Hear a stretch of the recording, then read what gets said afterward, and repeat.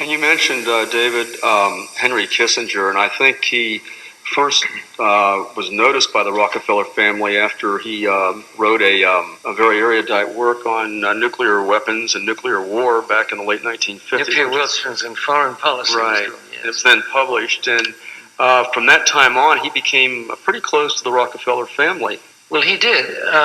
Actually, I guess I was the first one who got to know him because he was a member of an organization called the Council on Foreign Relations in New York, and there was a study group at that time that he, as then a young instructor at Harvard, presided at. I was so impressed by him that I introduced him to my brother Nelson, who was then governor of New York and was then considering seeking the presidency of the United States.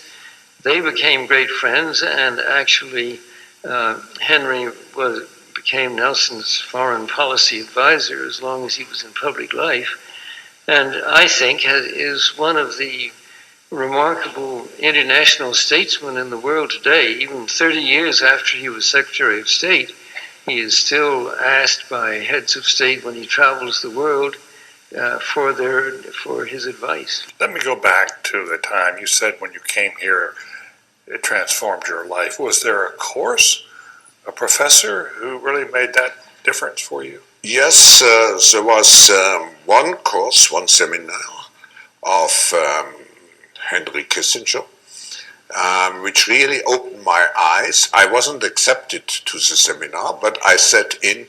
I think he let me in because I was German. And it was relatively shortly after the war. There were not too many Germans here. And this created a friendship which has endured until today. And Henry has been several times in Davos. And I think it was mainly participating in his seminars that I developed my interest for geopolitical affairs.